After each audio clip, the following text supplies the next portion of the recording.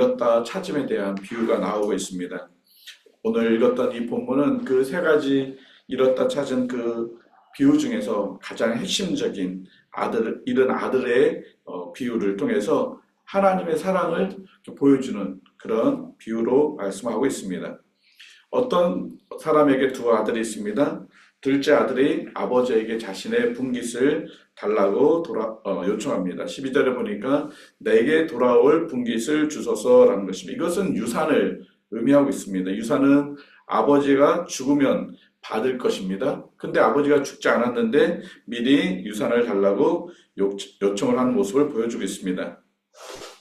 아무리 유산이라고 해도 자신의 권리를 주장할 수가 없습니다. 왜냐하면 아직 아버지가 살아있기 때문에 그렇습니다. 또한 아버지가 죽기 전에 그 유산을 아들에게 남기지 않고 다른 데다 다 남기게 되면 이 유산의 어떠한 것도 이 둘째 아들에게 돌아갈 수가 없습니다. 그럼에도 불구하고 이 둘째 아들은 당당하게 자기의 몫을 달라고 그렇게 아버지한테 이야기합니다. 이것이 내 거라는 것입니다. 자기 거라는 것입니다. 그런데 실제로 이것은 자기 것은 단 하나도 없습니다.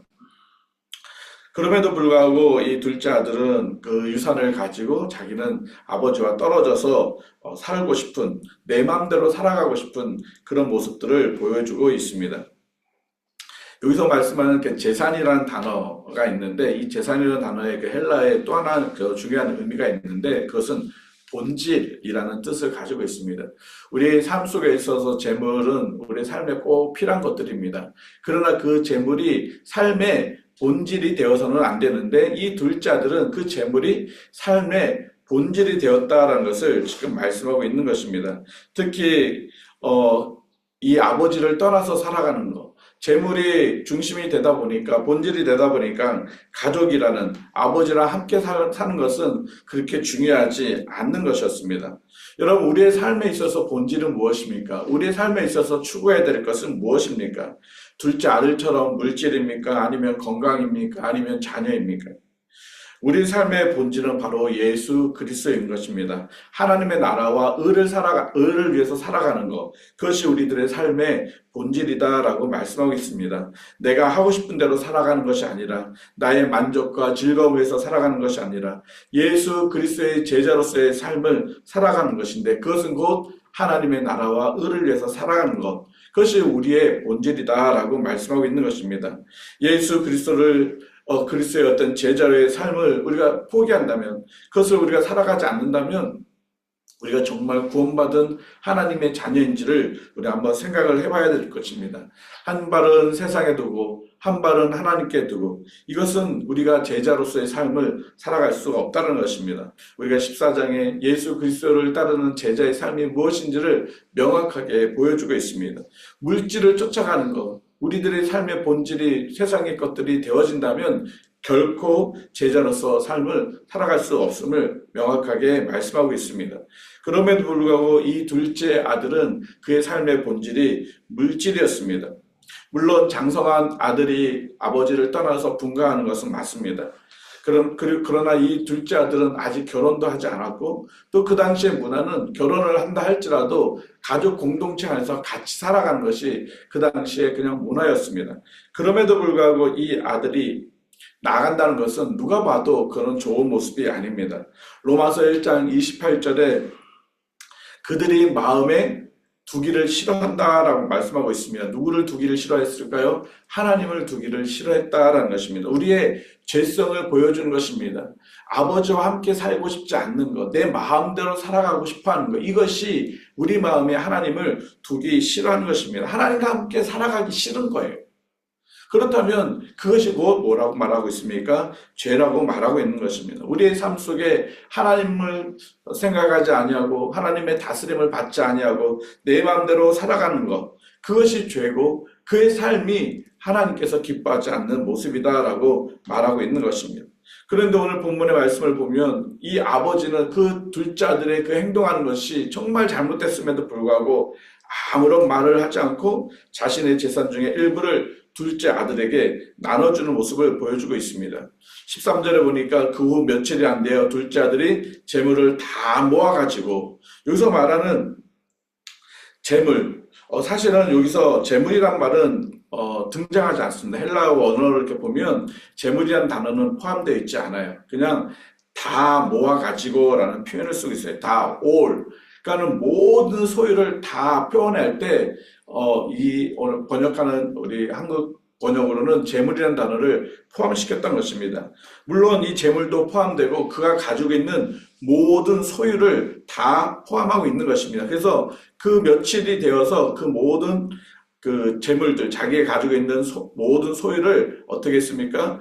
다 모았다라는 것입니다. 모았다는 것은 뭐냐면 이것을 모아서 바꿨다라는 것입니다. 자기가 가지고 있는 모든 소유를 현금으로 바꾸다라는 뜻입니다. 모아 가지다라는 것은 현금으로 바꾸다라는 의미를 가지고 있습니다. 그래서 둘째 아들은 자기의 모든 소유를 돈으로 다 바꿔서 그것을 가지고 먼 나라로 떠납니다. 여기서 말하는 먼 나라는 그가 살고 있는 그곳이 아니라 이방 땅입니다. 하나님이 계시지 않는 이방 땅. 어떻게 여기가 이방 땅인지를 알 수 있냐면 그가 했던 일, 15절 그 16절 보면 돼지를 치는 일. 이 유대사에서는 돼지를 불결한 짐승으로 여기기 때문에 그 땅에서는 돼지를 키우지는 않습니다.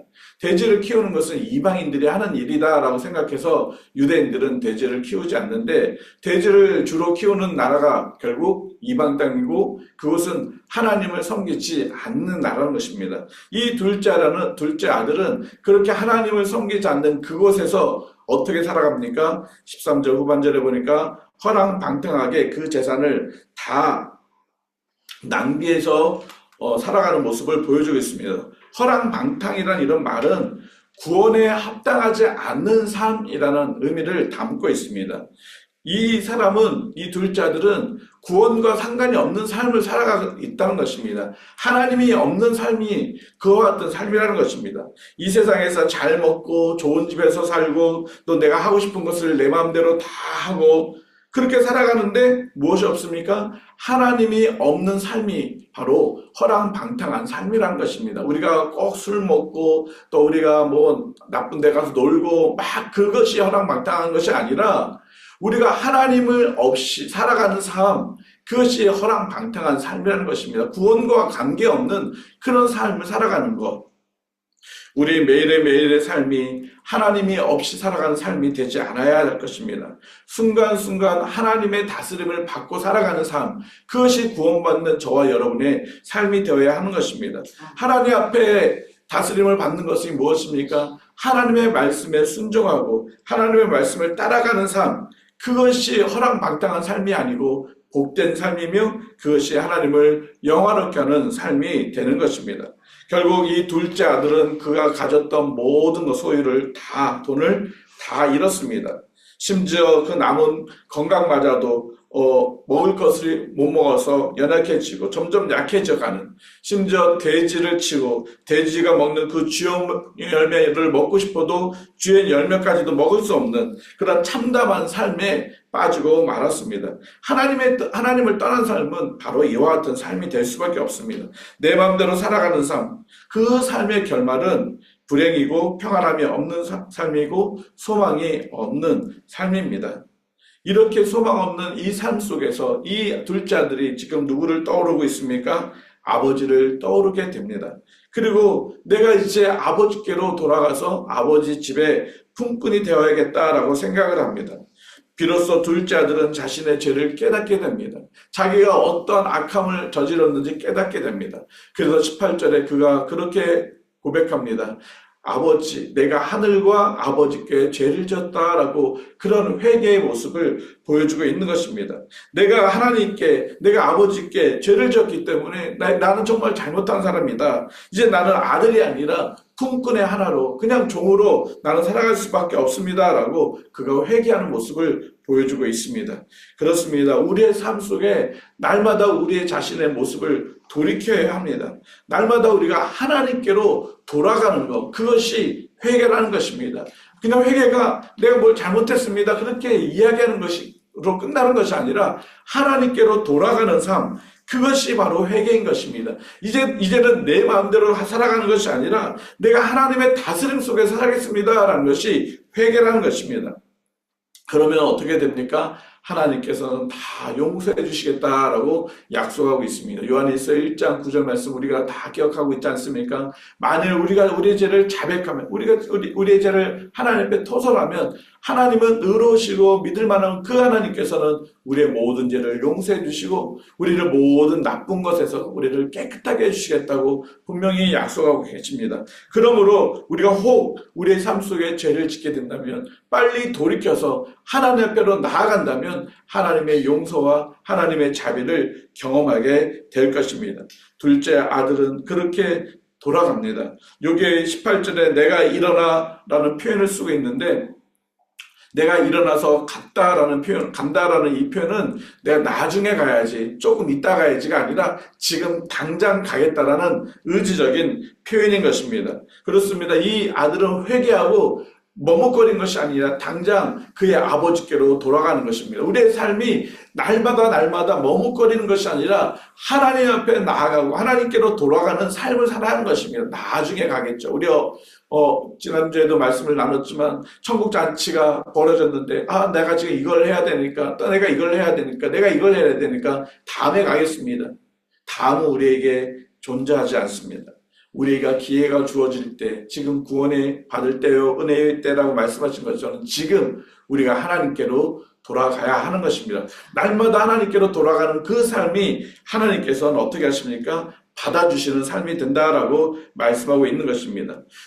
20절 말씀해 보니까 아직도 거리가 먼데, 상거가 먼데 아버지가 그를 보고 측은히 여겨 달려가 목을 안고 입을 맞추는 장면을 보여주고 있습니다. 이 장면이 얼마나 아버지가 아들을 그리워하고 아들을 사랑하고 있는지를 정말 자세하게 보여주고 있는 것입니다.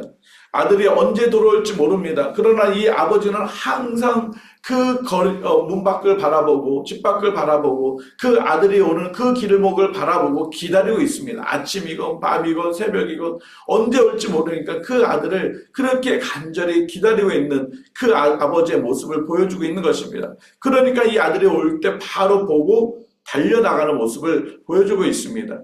그런데 지금 보십시오. 이 아들은 돼지를 치던 그 참담한 모습 가운데서 돌아온 모습입니다. 제대로 먹고 또 씻고 할 수 있는 여력이 없었기 때문에 그의 몰골은 정말 처참하고 정말 비참한 그런 몰골입니다. 뿐만 아니라 온몸에 냄새가 나서 가까이 갈 수 없는 그런 더러움이 가득한 사람이 이 둘째 아들의 모습입니다.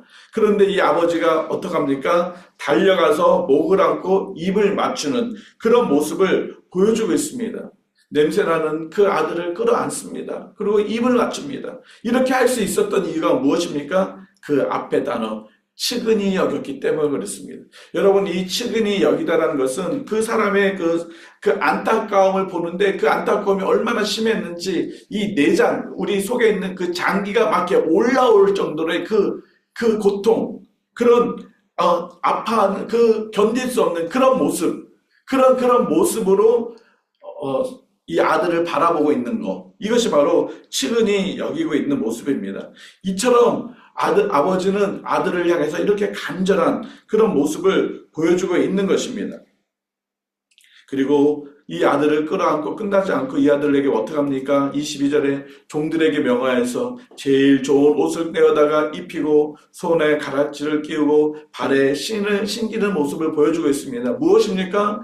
종이 아니라 이 아들의 신분을 회복시켜 주시는 것입니다. 아버지께 돌아왔을 때 그냥 받아준 것으로 끝나는 것이 아니라 이 아들의 그 신분을 다시 한번 회복시켜 주시는 모습을 보여주고 있는 것입니다.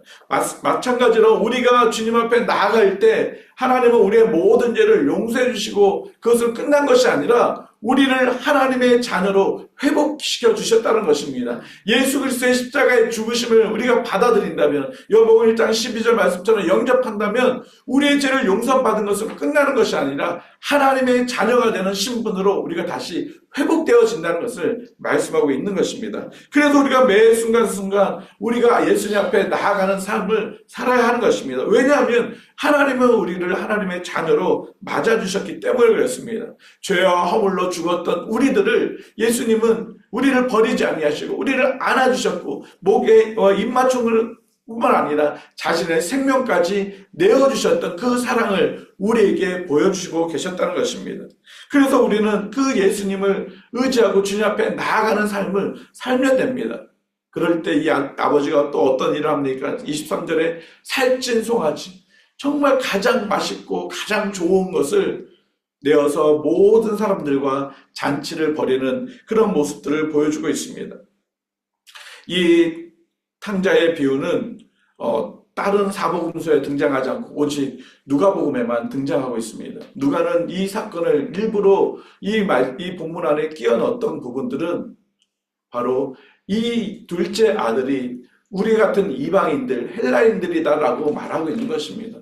우리가 이렇게 아버지를 떠났던 사람들, 우리가 이와 같이 막 살았던 존재들이지만 하나님 없이 하나님을 떠나서 살았던 우리지만 하나님께로 돌아오면 하나님 우리도 이방인인 우리도 맞아주실 것이고 우리를 하나님의 자녀로 만들어주실 것이다 라는 그런 소망의 메시지를 지금 보여주고 있는 것입니다.